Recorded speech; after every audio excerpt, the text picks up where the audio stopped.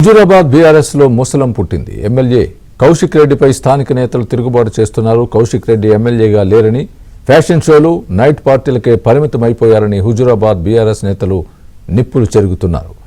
అంతేనా, కౌశిక్ రెడ్డిది iron leg అన్నట్లుగా కూడా స్థానిక బీఆర్ఎస్ నేతలు అభివర్ణిస్తున్నారు. కౌశిక్ రెడ్డి ఏ పార్టీలో ఉంటే ఆ పార్టీ మటాష్ అని వ్యాఖ్యానించారు.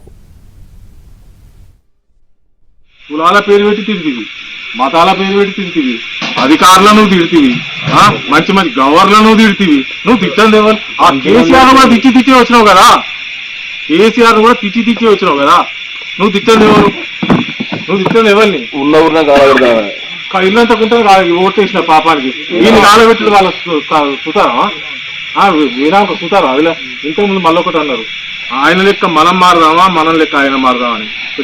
ఉదాహరణ ఇక మేము అందరం కలిస్తే రాష్ట్రమే నాశనం అవుతుంది. మరి నీ లెక్క అయితే మరో కౌశిక్ రెడ్డి అయితే ఏం చేస్తారు? పిచ్చి పిచ్చి చేస్తాం, పిచ్చి చేయకపోతే ఏం చేస్తాం? మరి మనం మంచిగా చేస్తాం.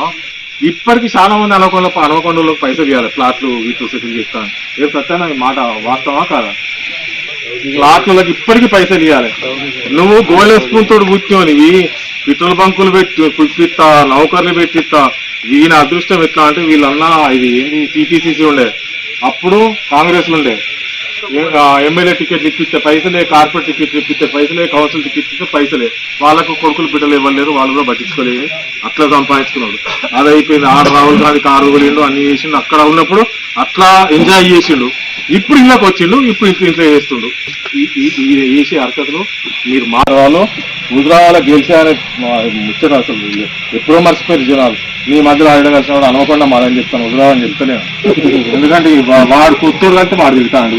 గోవానికి ఎట్లా వేసారు వాడు సత్తా భర్త. ఇక ఫ్యాషన్ షోలకు దిగినాడు, తిరుగుతాను ఆ ఫంక్షన్ల పండి.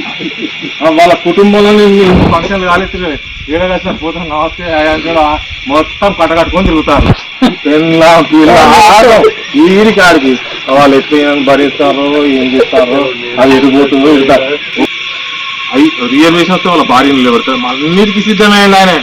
మొత్తం ఏమంటారు ఫ్యామిలీ ప్యాకేజ్ టైప్ లో కుటుంబం అంటే ఇంకా వేయటానికి అవకాశం రావద్దా?